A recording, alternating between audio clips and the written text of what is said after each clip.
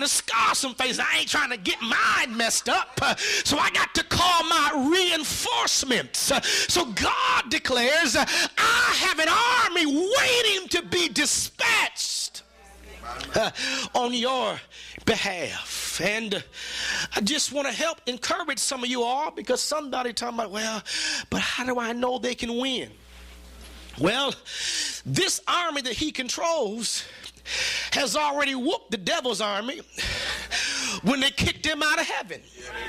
So this is an army that's accustomed to fighting against the same enemy, and we've already taken them out before. So surely we can take them out again.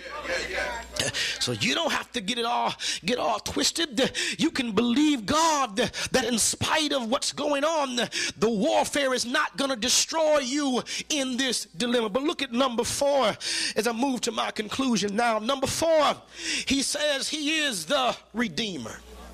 Now, Redeemer, redeem, redeem.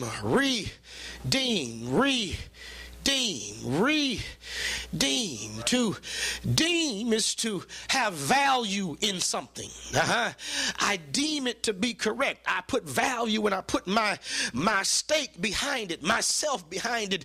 But when I redeem something, it is something that used to have value that I have now brought back to a position of loss of value to being valuable again. So when God says, I am your Redeemer, he says, I am the one that will bring value back to your life. Now, you say, what do you mean bring value? I always think well of myself. Well, that may be true when you're having your good days, but in your bad days, you start thinking less of yourself. When in your bad moments, you start thinking, how much longer can I go through this? I can't take any more.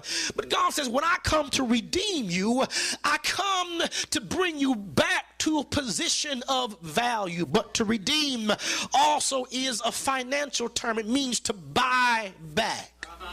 So when you have redeemed something, you pay a price that you feel is worthy of what you're taking back into your possession. So God says, I'm going to purchase you back. I'm going to redeem you. I'm going to buy you back. But then also there is something in the Old Testament or Jewish culture called the kinsman redeemer.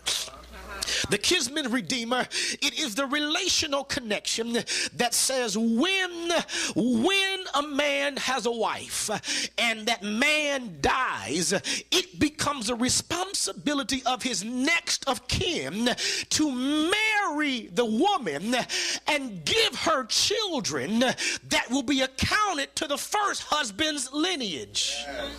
I want you to get there. Husband 1 dies.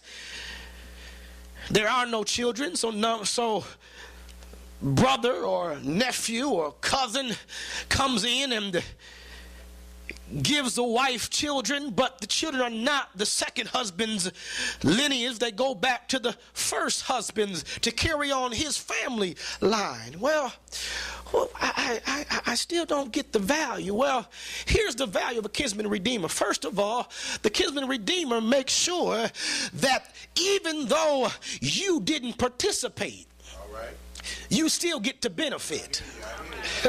Because you didn't have children, but you get to have your lineage carried on because somebody stepped into the gap. Now, what's significant about that? Because that's what happened to Ruth. When Ruth, now everybody shout because she found Boaz, but Boaz was not the next in line. He was the third in line to be the kinsman redeemer. But when the second in line heard what it was worth, he said, Ruth ain't worth all that. You can gladly take her. So Boaz got to assume what he wanted to do because somebody else would not step up to take on the responsibility. Lord have mercy. What am I saying about your expansion?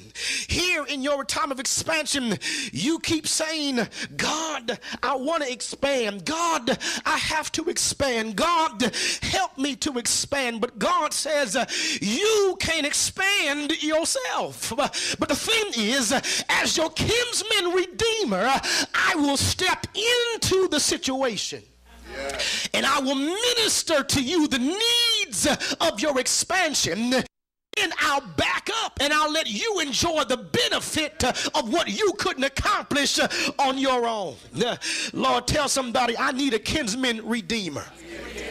And that's why we can tell ourselves in this year of expansion that it's not about what we can accomplish, but it's about God doing what only God can do. Touch somebody and say, it's on God. Now I know you find yourself frustrated, but even it's the first of the month of the year and you're still shouting because you're excited about what God's gonna do this year. But see, I'm not talking about hype off of January's sermons and themes.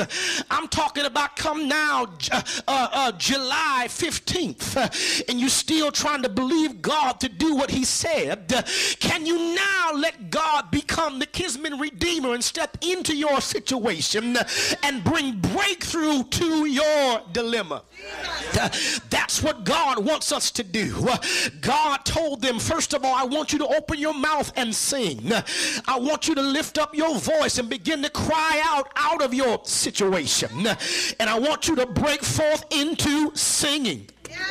Even though you don't have anything to sing about, I still want you to break forth into a song.